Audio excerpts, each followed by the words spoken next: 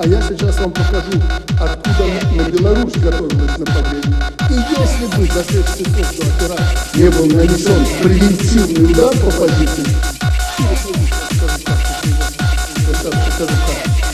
они бы атаковали наши войска в Беларуси и России, которые были на учении. Поэтому не мы развязали эту войну, у нас были счета. Не мы превентивно.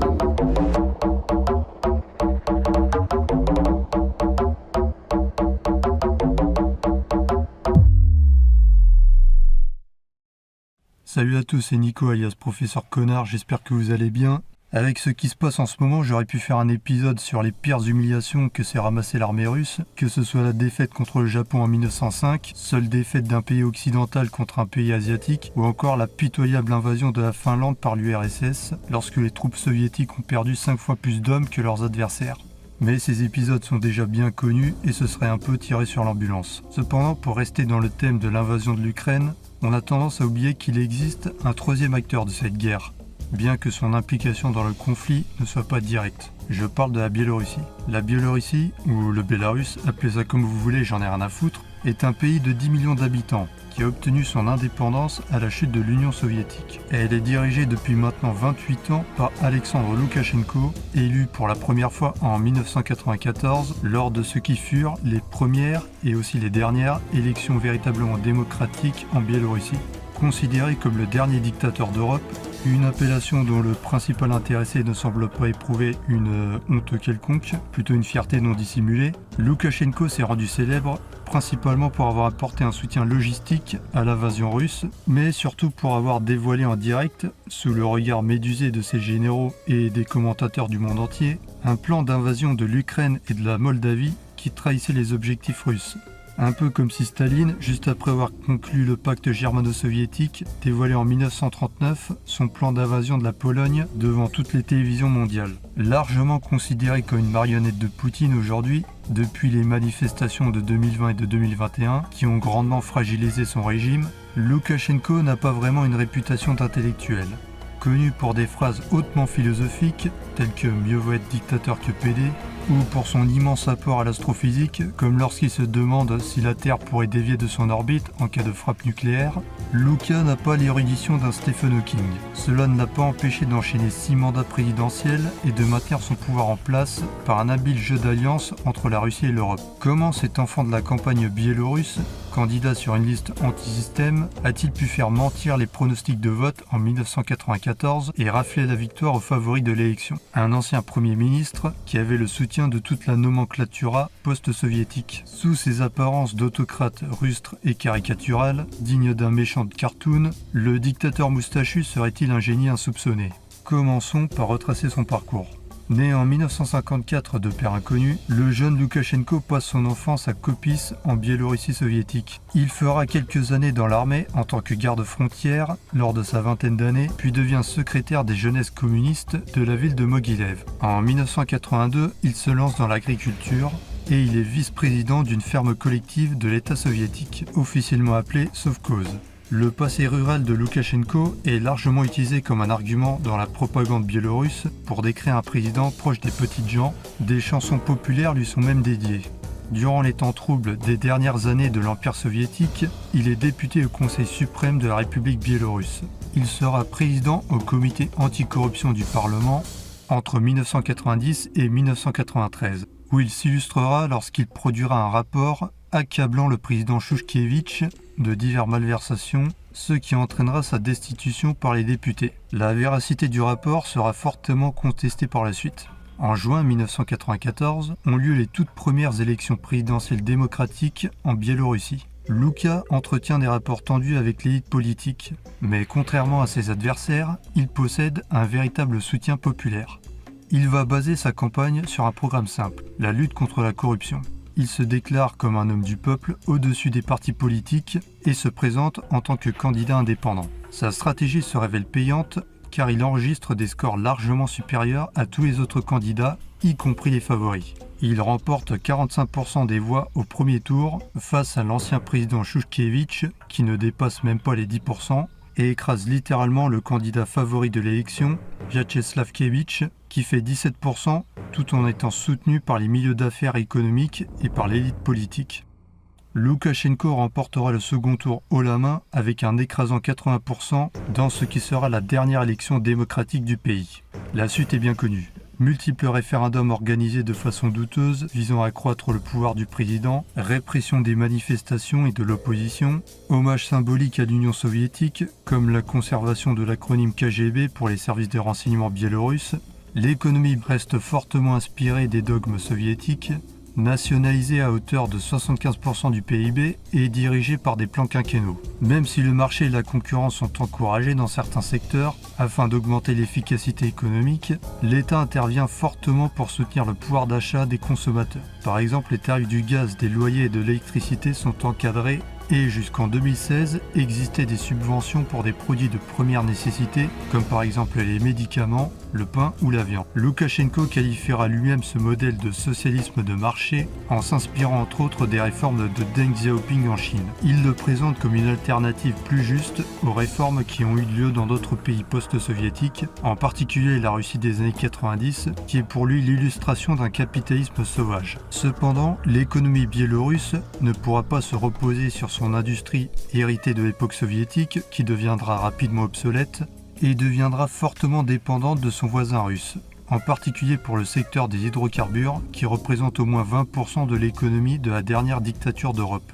Les relations avec la Russie sont ambivalentes. Loukachenko a toujours essayé de jouer sur le rapprochement avec la Russie, tout en gardant un maximum d'autonomie, selon ses intérêts du moment. Il comprend rapidement que Minsk a besoin de Moscou pour survivre, autant que Moscou a besoin de Minsk. Tant que la Biélorussie donne des gages d'intégration dans les alliances économiques et défensives proposées par Moscou, Minsk profite des livraisons d'hydrocarbures à des prix défiant la concurrence et peut ensuite raffiner les matières premières dans les usines biélorusses pour ensuite revendre le pétrole en Europe. La Russie garde son ancienne colonie dans sa zone d'influence, tandis que la croissance économique biélorusse explose. Chacun y profite. Mais en vérité, chacun des deux acteurs voit beaucoup plus loin qu'une simple alliance. En 1997 est signé le traité d'union entre la Biélorussie et la Russie, qui doit faire intégrer les deux pays au sein d'une fédération unique. Loukachenko, très populaire auprès de l'opinion russe à l'époque, face au président Boris Eltsine, se voit prendre la tête de la nouvelle union. Le projet se renforce en 1999 avec le traité de création de la nouvelle confédération. Cependant, malgré les signatures, l'union ne se concrétise pas dans les faits et le projet traîne des pieds. De plus, l'arrivée d'un homme au Kremlin va contrarier les plans du moustachu, Vladimir Poutine. Contrairement à Eltsine, qui souffre d'une réputation d'alcoolique et d'incompétent notoire, le nouveau dirigeant russe est hautement populaire suite à sa gestion de la deuxième guerre de Tchétchénie, on pourrait plutôt parler d'éradication mais là n'est pas le sujet, ainsi que sa détermination à combattre le terrorisme, je cite, jusque dans les chiottes. Face à ce nouveau tribun, Waluigi enterre l'idée d'un super-État dont il prendrait la tête, et cherche à la place à préserver le plus d'autonomie possible par rapport à la Russie, tout en profitant grassement des avantages que lui procure son voisin. Loukachenko connaît parfaitement le fonctionnement de Poutine et sait comment il peut tirer profit de ses ambitions, restaurer la domination russe sur les anciens pays soviétiques. Il donne des concessions, fait preuve de bonne volonté pour faire des exercices militaires conjoints avec l'armée russe. Il affirme aussi vouloir développer la coopération économique et politique entre les deux pays et fait des promesses qu'il ne tiendra jamais. Dans le même temps, il développe l'idéologie de l'État biélorusse et fait appel à des historiens et des philosophes pour produire des ouvrages scolaires qui démontrent l'exception et la pensée biélorusse. Ainsi, on peut lire de façon très claire, dans un manuel officiel, la culture biélorusse n'est pas un sous-groupe de la culture russe, mais une culture propre. Durant cette période, il en profite également pour purger les hauts fonctionnaires biélorusses trop proches du Kremlin.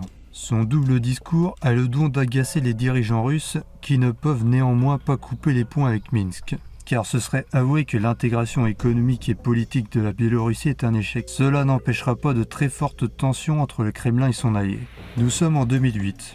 Dmitri Medvedev, proche allié de Poutine et son remplaçant le temps d'un mandat à la présidence de la Fédération de Russie, ordonne l'invasion de la Géorgie par l'armée pour établir la paix dans les régions d'Abkhazie et d'Ossétie du Sud. Après 4 jours de combat, les régions séparatistes sont occupées et leur indépendance est proclamée unilatéralement par la Russie. La communauté internationale rejette massivement l'annonce de Moscou et appelle à respecter l'intégrité territoriale de la Géorgie. Loukachenko promet de soutenir la Russie pour rompre son isolement international, mais dans les faits, il ne reconnaîtra jamais les régions séparatistes. De plus, il traîne les pieds pour rejoindre un accord douanier avec la Russie et le Kazakhstan. Il réclame un tarif douanier à zéro pour l'importation de pétrole russe. Medvedev est fortement agacé par l'attitude de Loukachenko. La presse russe, d'ordinaire conciliante avec l'autocrate, commence à critiquer de façon acerbe le gouvernement biélorusse. Les tensions vont culminer après une lettre ouverte de Loukachenko dans le magazine russe Pravda, où il s'en prend directement au Kremlin et dénonce les critiques injustifiées selon lui contre la Biélorussie. C'est la goutte qui fait déborder le vase pour Medvedev, qui menace de mettre fin aux tarifs préférentiels sur les hydrocarbures et ira jusqu'à couper l'approvisionnement en gaz à la Biélorussie, en rappelant que la Russie ne marchande pas avec ses principes. L'histoire d'amour entre les deux pays sera ponctuée par les disputes, les fausses promesses, les dettes envers Gazprom et les coupures de gaz intempestives. Un épisode remarquable des tumultueuses relations russo-biélorusses, révélateur du pouvoir qu'exerce Loukachenko sur le Kremlin, est l'arrestation de Vladislav Baumgartner. Baumgartner est le PDG d'Uralkali, une entreprise russe productrice de potasse en concurrence avec le secteur biélorusse. Baumgartner fut invité à Minsk en 2013 pour des négociations, puis immédiatement arrêté par le régime pour détournement de fonds. La véritable raison de son arrestation semble être à caractère politique. Un coup de pression contre la Russie qui tente depuis des années de prendre des parts dans les entreprises stratégiques biélorusses. Baumgartner sera finalement extradé en Russie contre le paiement d'un dédommagement de plus d'1 milliard de dollars.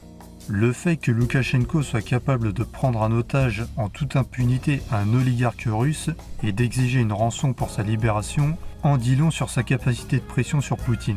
La crise russo-ukrainienne, qui commencera en 2013 et 2014, marquera un tournant dans la politique extérieure biélorusse. Loukachenko va se positionner en tant que médiateur du conflit. Les accords de paix de Minsk II, qui sont tant décriés aujourd'hui, ont justement été signés sous son impulsion. Lui qui a officiellement favorisé le rapprochement entre Hollande, Merkel, Porochenko et Poutine. Ce sera le début d'une entente avec l'Union européenne. L'autocrate, connu pour la violence de sa répression envers les opposants, fait libérer plusieurs prisonniers politiques d'importance et consent la création d'un institut national des droits de l'homme de façon à donner des gages aux démocraties européennes. Cette stratégie se révélera payante puisque les sanctions contre le régime biélorusse seront levées par l'Union européenne en 2016. Louka tente également de se rapprocher de la Turquie et de la Chine pour pallier à sa trop grande dépendance envers la Russie. Son voisin, qui est sous le coup des sanctions occidentales suite à son coup de force en Ukraine en 2014, ne se montre plus aussi généreux qu'avant pour subventionner l'économie biélorusse. Pendant 25 ans, la stratégie Loukachenko a parfaitement fonctionné pour consolider son emprise sur le pays. Mais ce système va commencer à s'effriter en 2020, lors de la 6e élection présidentielle du jeune pays, car la dictature de Minsk va s'aliéner à la fois l'Europe et son propre peuple. Le 9 août, le candidat Loukachenko est réélu à 80% des voix dans une élection entachée de fraude et qui ne sera pas reconnue par l'Union européenne. La population descend massivement dans les rues suite à l'annonce des résultats. Moustachio utilise la méthode habituelle pour dialoguer avec le peuple. Il envoie la police arrêter et casser la gueule à tout le monde. Mais les manifestations persistent. Devant l'ampleur de la répression, l'Europe tourne définitivement le dos au dictateur, qui n'a d'autre choix que d'en appeler à la Russie pour préserver son pouvoir. La suite est bien connue. En résumé, Loukachenko a longtemps été maître du double jeu avant de se retrouver dans une impasse due à la crise économique qui a frappé son pays et sa trop grande confiance en sa popularité. La Biélorussie, qui avait un degré d'autonomie conséquent il y a quelques années encore, est devenue un vassal de son grand frère. Malgré tout, la nation sous tutelle montre quelques signes de désaccord avec son maître. Loukachenko a apporté un soutien de poids à Moscou pour envahir l'Ukraine, mais il a pour l'instant toujours refusé d'envoyer les troupes biélorusses soutenir l'effort de guerre, et a même émis des critiques envers l'opération spéciale menée par son allié. Moustachio se ferait-il passer pour plus con qu'il ne l'est vraiment, afin d'endormir la méfiance de ses ennemis? Encore une fois, Loukachenko n'est pas diplômé d'astrophysique. C'est un populiste de la campagne avec la rusticité qui va avec. Mais il ne faut pas oublier qu'il a réussi à se maintenir au pouvoir depuis maintenant 28 ans. plus longtemps encore que Poutine? Le dernier dictateur d'Europe arrivera-t-il à survivre à tout tel le cafard, y compris aux sanctions économiques sans précédent à l'encontre de son régime? Va-t-il devenir définitivement un vassal de la Russie? Ou encore va-t-il s'effondrer en même temps que son allié avec la guerre ukrainienne? Seul l'avenir nous le dira. Voilà, c'était Professeur Connard, j'espère que cette vidéo vous aura plu. N'hésitez pas à mettre un commentaire pour me dire si vous avez aimé ou si vous avez trouvé que c'était de la merde. Et je vous dis à plus.